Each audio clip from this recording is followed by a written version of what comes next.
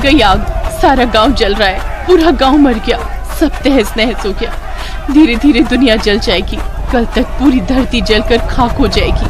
पूरे गांव में आग लग गई थी, लोग इधर उधर भाग रहे थे, कुछ बच्चे मर गए थे और कुछ महिलाएं अपने बच्चों को लेकर आग से बचाने भागी जा रही थी। शीतल को नींद आ जाती है। रोशनी, मैंने तुमसे प्याज काटने को कहा था और तुम की बैठे बैठे ही सो गई। तभी रोशनी की सांसें तेज हो जाती हैं और वो अपने चारों तरफ देखती हैं। फिर वो अपनी बहन शीतल को देखती हैं। अरे शीतल दीदी, तुम जिंदा हो? अब मैं भी जिंदा हूँ, ये किचन भी सही सलामत है, 1 मिनट में बाहर देख कर आती हूँ। रोशनी भागी भागी रसोई से बाहर जाती हैं और चारों तरफ देखती हैं। पीछे से शीतल भी भागी भागी रोशनी को आवाज लगाती हुई बाहर जाती हैं। रोशनी, तू कैसी बातें कर रही है? रुक जा, तू पागल हो गई है क्या? खाना न बनाना पड़े इसीलिए बहाने बना रही है। चल घर के अंदर। दीदी, ये पूरा गांव जलकर तो खाक बन गया था, सब लोग मर रहे थे, अचानक सब कुछ ठीक कैसे हो गया? दीदी, लगता है तू रसोई में बैठे बैठे कोई बहुत बुरा सपना देख रही थी। रोशनी कुछ सोचती हैं और इधर उधर देखती हैं। दोनों बहनें रसोई के अंदर आ जाती हैं। सही कहा दीदी, मैंने बहुत भयंकर सपना देखा। मैंने देखा कि पूरा गांव जल रहा है, सब मर रहे हैं। तेरी शादी अमीर घर में हुई है, तुझे एसी में रहने की आदत हो गई है, इसलिए गरीब की रसोई में तुझे ऐसा महसूस होता है जैसे कि तू किसी आग की भट्टी के अंदर बैठी हुई है। मैंने सही कहा ना? हाँ दीदी, आपने बिल्कुल सही कहा। आपकी रसोई में इतनी गर्मी है कि आदमी 10 मिनट रुक जाए तो उबल जाए। मैं जा रही हूँ यहाँ से। आपको इतनी गर्मी में काम करने की आदत हो तो आप करो, मैं नहीं झेल सकती। पूरा शरीर पसीने से भीग चुका है मेरा। रोशनी का गर्मी में बुरा हाल था, वो वहाँ से चली जाती है और उसकी बड़ी बहन शीतल रसोई में खाना बनाती है, लेकिन वो किसी से कुछ भी नहीं बोलती है। नहीं करती। अरे रोशनी, खाना बन गया है, कम से कम खाना तो परोस ही सकती हो। हाँ, इतनी मदद तो मैं कर ही सकती हूँ आपकी। शीतल रसोई से खाना लेकर बाहर आती हैं। तभी वो रोशनी खाना परोस रही थी तो अचानक बेहोश होकर गिर जाती है। ये अचानक हमारी साली साहिबा को क्या हो गया? बेचारी को गर्मी में रहने की आदत नहीं है, पारा 50 डिग्री के आसपास पहुंच चुका है। अरे इतनी गर्मी में जब हम लोगों का हाल बेहाल हो चुका है तो रोशनी बिटिया का तो क्या ही कहना। उसकी तो इतनी गर्मी में रहने की आदत भी नहीं है। शीतल, इसके मुंह पर पानी डालो, मैं भागकर डॉक्टर साहब को बुलाकर लाता हूँ। शीतल अपनी बहन के ऊपर पानी डालती है, लेकिन उसे होश नहीं आता है। क्या हुआ? इतनी गर्मी में अचानक लाइट चली गई, अब तो मैं भी बेहोश होने वाली हूँ। हाँ माँ जी, आपने बिल्कुल सही कहा, गर्मी ने तो बुरा हाल कर रखा है इस बार। पता नहीं ये कहाँ रह गए, डॉक्टर साहब अभी तक नहीं आए। इतने में विनोद डॉक्टर साहब को ले आता है।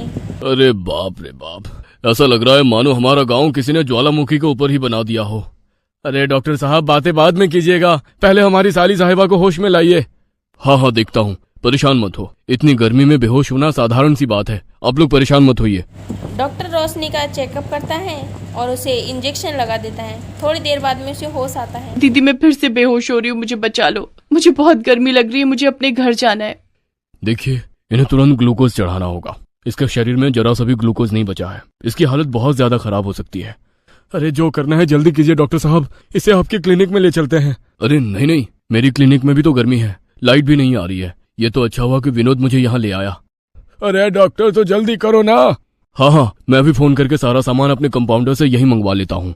दीदी, डॉक्टर साहब, जीजा जी, मुझे लगता है मैं नहीं बच पाऊंगी, मुझे सांस लेने में तकलीफ हो रही है। रोशनी के मुख से ऐसी बातें सुनकर उसकी दीदी, सास और ससुर सब परेशान हो जाते हैं, लेकिन विनोद उन्हें समझाता है।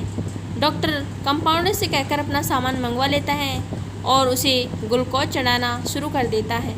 धीरज रखो, सब ठीक हो जाएगा, थोड़ी हिम्मत रखो। इतना कहते ही सास भी बेहोश हो जाती है। ये लो, माँ भी बेहोश हो गई। डॉक्टर साहब, जल्दी से माँ को भी ग्लूकोज चढ़ाओ। लगता है अब अगला नंबर मेरा ही है। तुम्हारे घर के तो सभी विकेट एक एक करके डाउन होते जा रहे हैं, लगता है मेरा भी यही हाल होने वाला है। डॉक्टर विनोद की माँ का चेकअप करते हैं और कुछ देर बाद में उन्हें होश आ जाता है और वो अब संभाल लेती है। अच्छा है भाग्यवान, तुम्हें ग्लूकोज चढ़ाने की जरूरत नहीं पड़ी। वैसे डॉक्टर साहब, रोशनी बिटिया के क्या हाल है अब?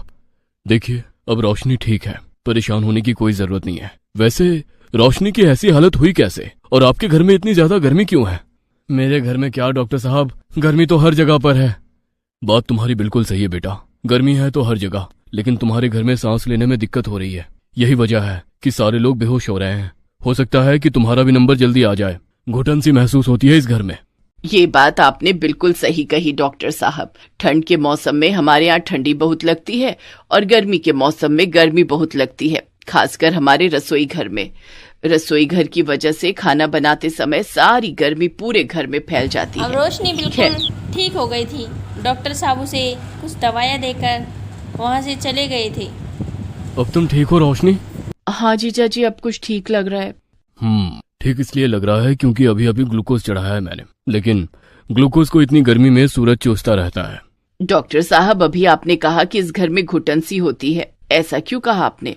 अभी आपने कहा ना कि खाना बनाते समय रसोई की सारी गर्मी पूरे घर में फैल जाती है। क्या मैं आपका रसोई घर देख सकता हूँ? हाँ डॉक्टर साहब, डॉक्टर क्यों पूरे नहीं? घर को अच्छी तरह देखते हैं और किचन को भी बहुत अच्छे से गर्मी देखते के हैं। मौसम में हमें कुछ खास बातों का ध्यान रखना चाहिए। हर किसी के घर में एसी कूलर तो नहीं हो सकता ना, लेकिन फिर भी गरीब इंसान भी गर्मी को झेल लेता है। आखिर कैसे, ये तो आप ही बताएंगे ना डॉक्टर साहब।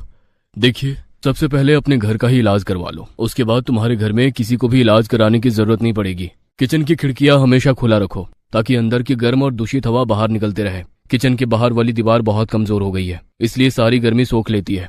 उसे सफेद कलर से पेंट करवा दो या फिर हरी घास जैसा कुछ लगवा दो। और सबसे खास बात, घर की छत पर हर शाम को ढेर सारा पानी डाला करो, खासकर किचन की छत पर।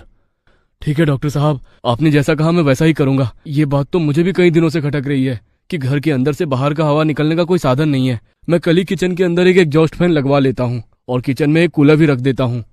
तूने बिल्कुल सही कहा बेटा। हम लोग तो हमेशा अपने कमरे में रहते हैं, आंगन में रहते हैं या छत पर रहते हैं, पर हमारी बहू हमेशा किचन में रहती है। बहू के बारे में हमने कभी नहीं सोचा।